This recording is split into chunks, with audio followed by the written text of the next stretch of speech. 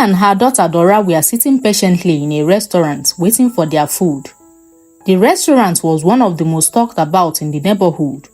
A cozy corner spot with bright yellow walls and a warm scent of spices drifting through the air. Waitresses moved quickly from table to table, their trays stacked with steaming bowls and colorful drinks. Dora sat across from her mother, her big brown eyes kept darting towards the counter, where the waitresses disappeared through a swinging wooden door marked kitchen. "Mommy, I'm hungry," Dora said, her voice soft and impatient. "I know, sweetheart," Tenny replied, smiling. "They will bring it soon. You will love it." She had ordered Dora's favorite fried rice and crispy chicken wings, and for herself a plate of grilled fish and plantains. She'd been looking forward to this meal all week. Cooking at home always felt like punishment to her. Too much time, too much effort. Why bother when good restaurants like this existed? Not long after, a cheerful waitress approached with their order. "Here is your food, ma. I hope you enjoy it."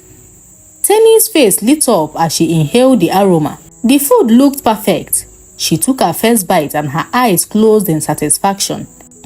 This is delicious," she murmured.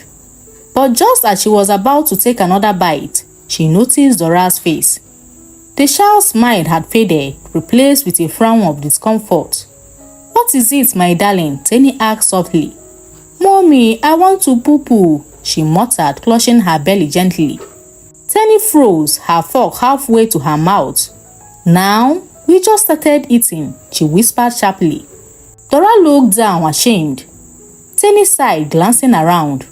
Other customers were eating quietly, but she could feel their eyes drift towards her. She forced a small smile and stood. "Okay, come on then." It wasn't the first time. Dora needed the toilet right after a few spoonfuls of food. It frustrated Tenny deeply, but there was no choice. She led Dora towards the back hallway marked restrooms, her heels tapping sharply on the tile floor. As Dora disappeared into one of the stalls, Tenny leaned against the wall, scrolling absent-mindedly through her phone. That was when she noticed it, a metal door to her left. It was slightly apart from the rest, painted grey and marked in bold red letters, "No entry." Curiosity prickled at her. There was a faint smell, something sour, something that didn't belong in a place where food was served. She wrinkled her nose. Her eyes darted up and down the empty hallway.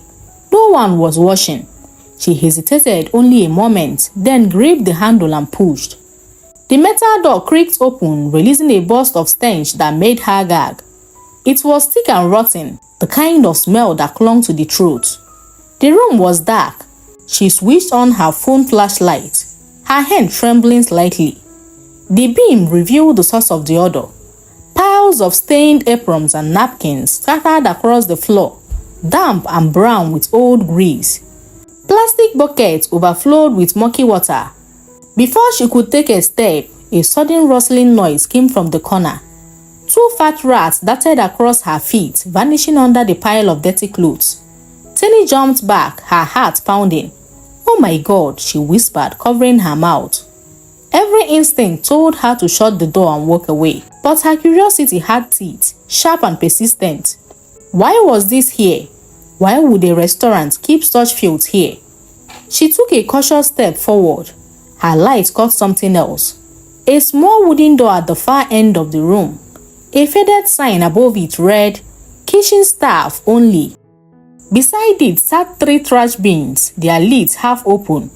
The stench grew stronger. She could see black flies buzzing lazily above them. Something inside her urged her to look. She reached for the wooden door and pushed it open just enough to peek inside. What she saw made her blood run cold. The kitchen was chaos. The sink was overflowing with unwashed plates, crusted with dried sauce and mold. Maggots wriggled in the corners of the dishes. The counters were sleek with old oil. The floor was sticky, littered with vegetable peels and wrappers. A trail of ants moved in a perfect line across the tiles. Tenny's hand flew to her mouth. She shifted her gaze towards the stove area. A chef stood there stirring a large pot of stew. Her apron was stained beyond recognition. Layers of red, brown, and black splashes hardened into a crust. Sweat ran down her temples as she stirred the food. When she raised an arm to wipe her forehead, Tenny noticed the unkempt hair under her arm. The fabric of her uniform stiff from dirt. Tenny's stomach turned. Is this where my food came from? Behind the chef, another worker dragged a bin towards the sink. The bin was full of discarded meat, grey, slimy, crawling with life. The woman dumped it beside the pot and casually stepped over the puddle that splashed out. The smell was unbearable, thick and choking. Tenny's heart raced. Every breath felt heavy. She wanted to leave, but she couldn't stop washing. At the far corner, another woman sat on a cooler, her legs crossed. She was decorating a cake, humming to herself. Every now and then, she dipped a finger into the icing, licked it and smiled. Tenny's mind was spinning. The spotless tables, the cheerful waitress, the pretty plates, it was all a lie. A faint sound jolted her, a pair of footsteps approaching. She quickly closed the door, her breath catching. The footsteps grew louder. A man's voice murmured something in the kitchen, and the wooden door creaked again from the other side. Panic flared in her chest. She slid back into the dark no-entry room, holding her breath. The metal door was only a few steps away. She tiptoed toward it, opened it silently, and stepped back into the restroom hallway. Her pulse thudded in her ears. Dora emerged from the restroom cheerfully again. "Mommy, I'm done," she said, swinging her small arms. Tenny forced a smile and held her daughter's hand tightly. When they returned to the table, her plate of food was still half full. The same delicious smell that had tempted her minutes ago now made her stomach tighten with disgust. She could almost see the dirty hands that had stirred it, the crawling insects, the rotten meat. The waitress approached. "Is everything all right, ma'am?" "Yes," Tenny replied quickly, forcing her voice steady. "Please bring the bill." Dora reached for her spoon. "Mommy, can I finish my food?" "No, baby," Tenny said, her tone sharper than intended. "We are going home." The waitress returned with the receipt. Tenny paid without looking up, eager to escape. She grabbed Dora's hand and walked briskly out of the restaurant. The cool evening air hit her face like a blessing. She took deep breaths, trying to wash away the stains that still clung in her memory. Inside the car, Tenny gripped the steering wheel, her mind spinning with the images she saw earlier, and her chest felt heavy. Her husband had warned her many times.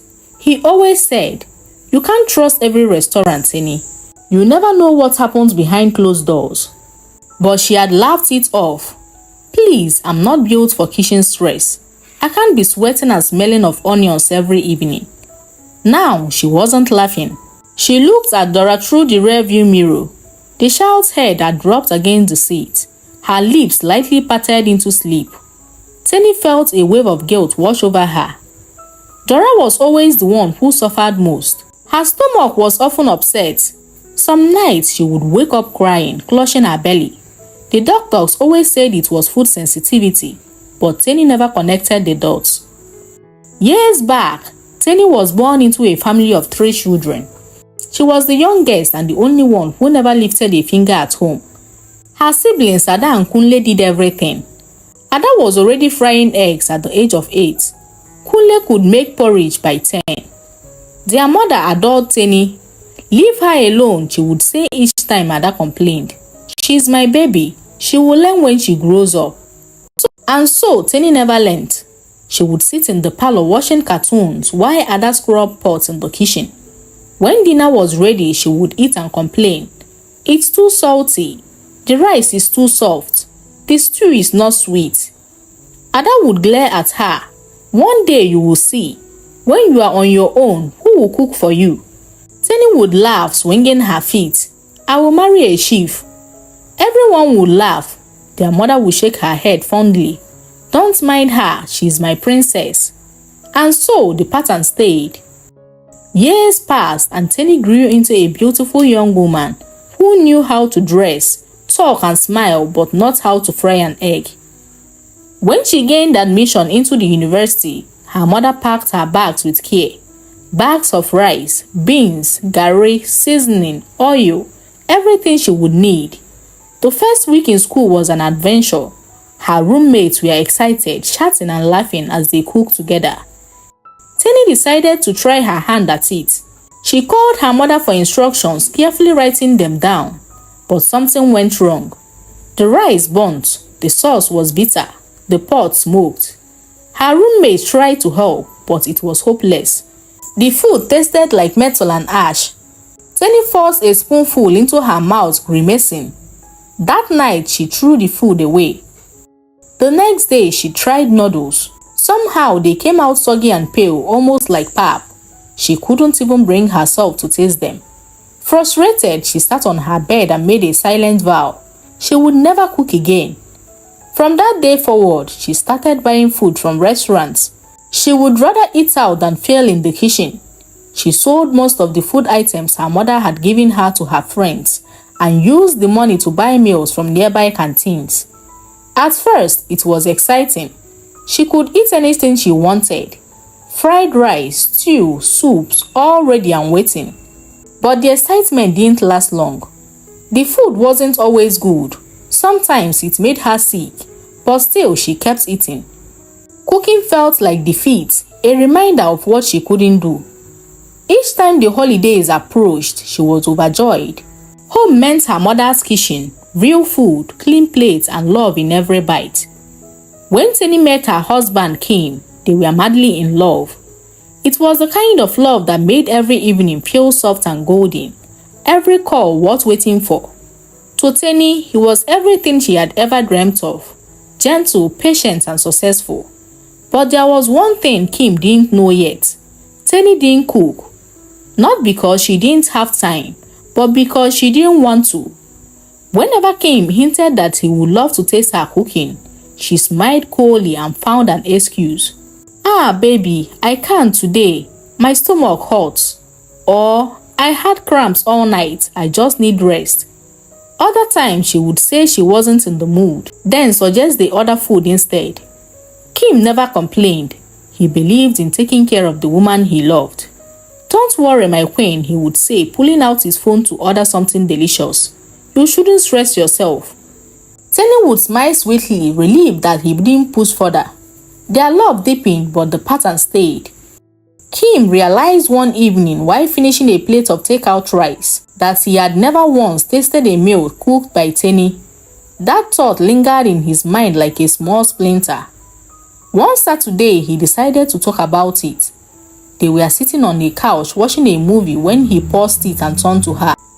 "Tenny, there is something I've been thinking about." Her eyes lifted slowly. "What is it?" "I noticed, since we started dating, you've never cooked for me, not even once." Tenny frowned slightly. "And that's a problem?" He hesitated. "Not a problem exactly. It's important for us to eat home-cooked food sometimes. It's healthier and..." She cut him off. "Kim, please, I don't like cooking. I've tried it before, it frustrates me. Besides, restaurants exist for a reason." Kim slowly nodded. He wasn't angry, just surprised by how final her tone was. "I understand, but we can't eat out every day. It's not healthy and it's expensive too." Tenny crossed her arms. "Then you can cook if you like. I'm fine with takeout." Kim leaned back and sighed quietly. He didn't want to argue. He loved her too deeply to risk pushing her away over something like this. That night, after Tenny had gone to bed, Kim stayed in the living room thinking. He stared at the wall and whispered to himself, "I love her. I don't want to lose her because of this." He ran a hand through his hair. "Cooking is for slaves," he muttered with a tired laugh. "Tenny is my queen. If buying food keeps her happy, then so be it." With that, his mind was made up. He stood, turned off the lights and went to their room. Tenny was curled under the blanket, her face peaceful in sleep. He slid beside her and wrapped his arm around her. "I'm sorry for pushing you earlier. I will never ask again. I will always give you money for food. You don't have to cook." Tenny turned to face him, smiling sleepily. "Thank you, baby," she kissed him softly. Years passed. They married in a small ceremony filled with laughter and friends. Soon after, they were blessed with a daughter, Dora. From Dora's first birthday, the family's meal still came from restaurants. Neatly packed boxes of fried rice, soups, and stew became their daily routine. At first, everything seemed fine, but as Dora grew, her small body began to react strangely. After every meal, she would clutch her tummy and rush to the toilet. Sometimes it was once, other times twice. Tenny would sigh in frustration each time. "Why can't you just eat properly for once?" she would scold. "Mommy, my stomach hurts," Dora would cry. Always excuses, Tenny snapped one evening. "Do you think the toilet is your bedroom?" Kim, who had been watching quietly, stepped in. "Tenny, stop shouting. She is a child. Maybe it's the food." "Food? What is wrong with the food? It's from a good restaurant." Kim shook his head gently. "Why not try cooking something for her yourself? Maybe her stomach will adjust better." Tenny turned away. "I don't have time for that nonsense." And that ended the discussion. But Kim's words stayed with her, buried somewhere deep under her pride and excuses. Then came that fateful day. The moment Tenny and Dora left that place, everything shifted inside her. As she drove home, the air in the car felt thick. Dora was quietly humming in the back seat, her small hands clutching her toy. The innocence on her face made Tenny's chest tighten painfully. Her thoughts spiraled. "You have failed as a mother. You fed her that poison. You saw what they cook with, what they hide, and you gave it to your child." The voice wouldn't stop. It echoed louder with every passing minute. At a quiet corner of the road, Tenny pulled over. She reached for her bag and took out a small jotter she used for random notes. Her hands trembled as she wrote groceries list. "This ends today," she whispered. When she got home, Kim was in the living room watching a football match. Dora ran inside, yawning. "Please look after her for me," Tenny said quickly. "I will be back soon." Kim looked up. "Where are you going?" "Just somewhere. I will be back." Without waiting for his reply, she grabbed her purse and rushed out. The market was noisy, colorful, alive with the smell of spices. Tenny walked through each store with purpose, asking questions, comparing prices.